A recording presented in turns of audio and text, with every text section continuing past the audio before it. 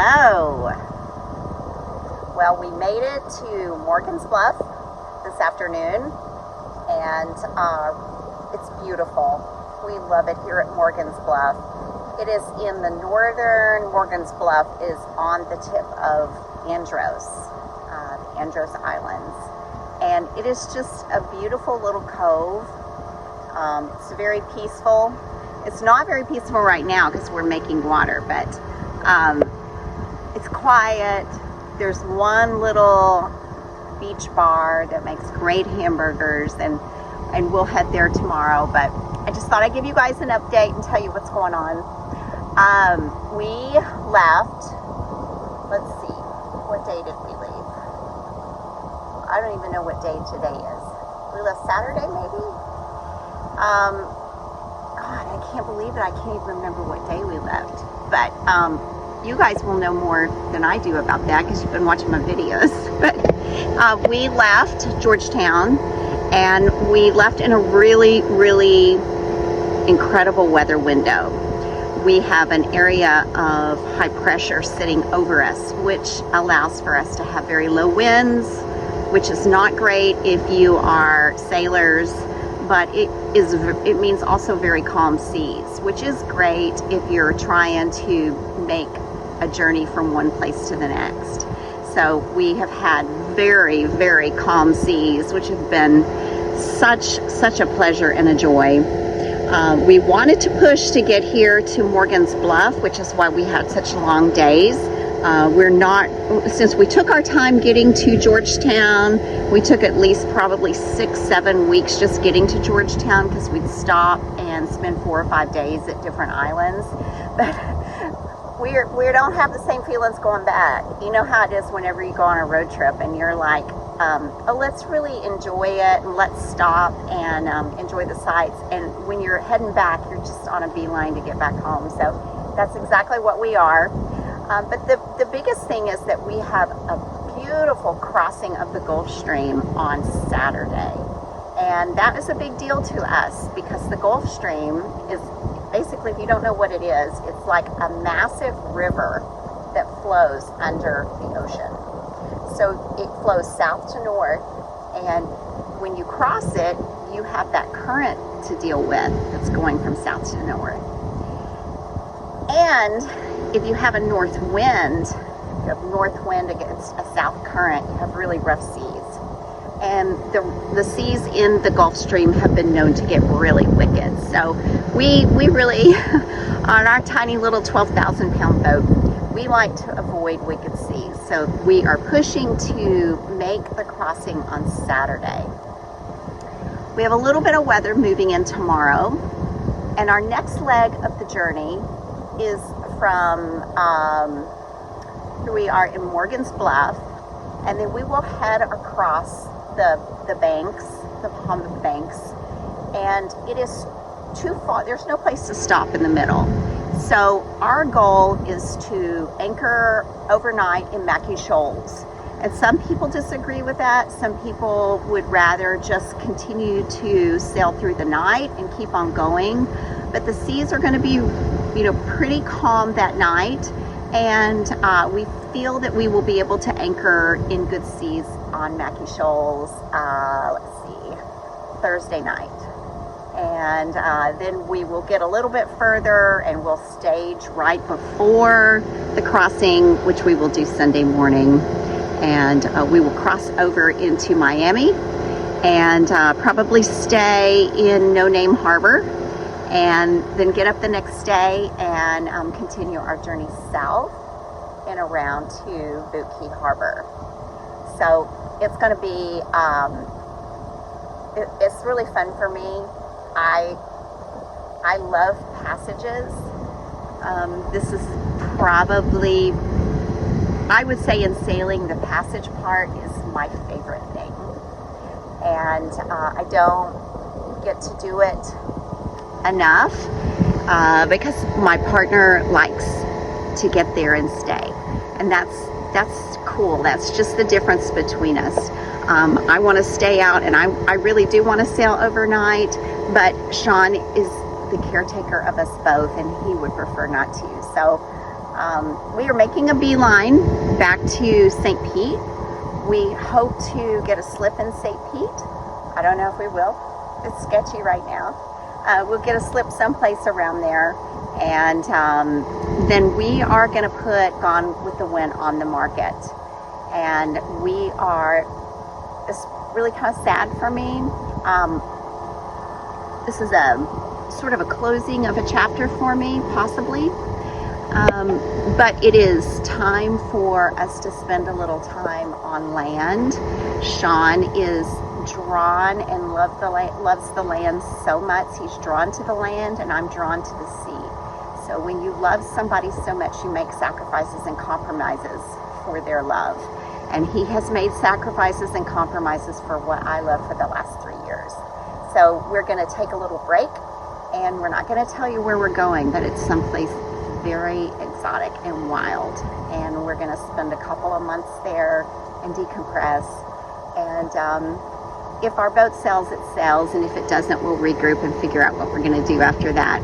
But I just thought I'd give you guys an idea of what we are doing. We went through that stress and pressure of buying the Tayana and the hurricane at the same time.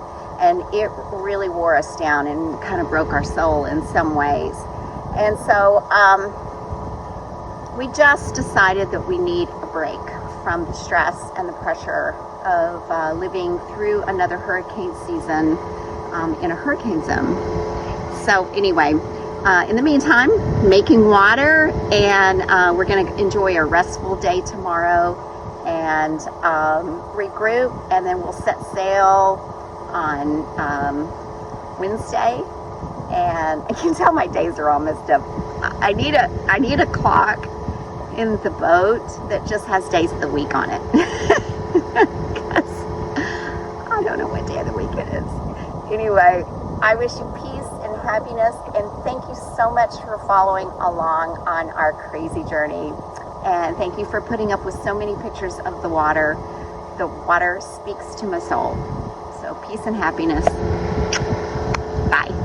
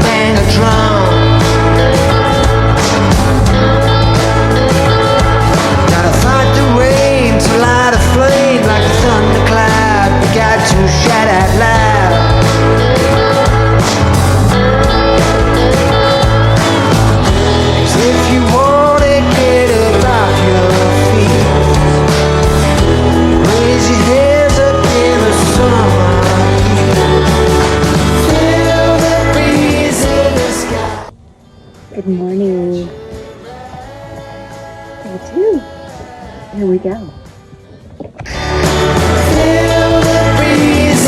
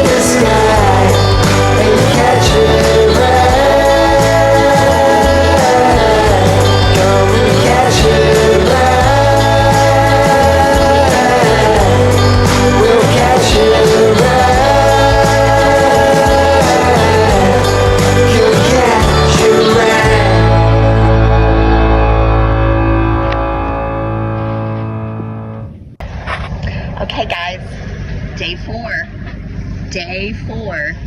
We are headed to Morgan's Bluff today. See you there. Tell me about the tongue of the ocean. The tongue of the ocean. If you look at a map, it really becomes apparent why they call it the tongue of the ocean. Because it's shaped like a long, almost like a J, a backwards J. And it's really deep. And the depth makes the water very kind of a blue purple color. And it just drops right off from the mainlands of the Bahamas, like the Andros, the island of Andros, and then New Providence. It goes right between them, all the way down toward the west side of the Exumas. Yes, and one other fact about the tongue of the ocean is that the U.S. Navy, and I think maybe the British Navy also, has a base. The U.S. Navy has a base on Andros, on the tongue side, and they use the tongue, this amazing 6,000 foot depth, to test and practice their submarine maneuvers and equipment, I guess. But it's very top secret. If there's a hurricane coming, you're not allowed to go into the Navy base. They just, I don't know what they do for you, but that's what I've read. And it's not the first time that our depth sounder, the depth meter, has just blanked out. But it's definitely blank right now because it only picks up to 660 feet of depth. And anything past that, I guess they figured that it doesn't really matter. You're not going to hit bottom. But you don't want to drop anything overboard. But you don't want to do that in 20 feet of water either. So really, it's a kind of a weird feeling to be in this depth of water. But you know, whether you're in 6,000 feet or 200 feet of water, if you go to the bottom, I mean, you're not going to come back up either way. Right? Cheers. Here's to a good day. We made it to our destination. Here's to Morgan's Bluff. Morgan's Bluff. Arr, arr. Like in Captain Morgan. Yes. Mine's chocolate.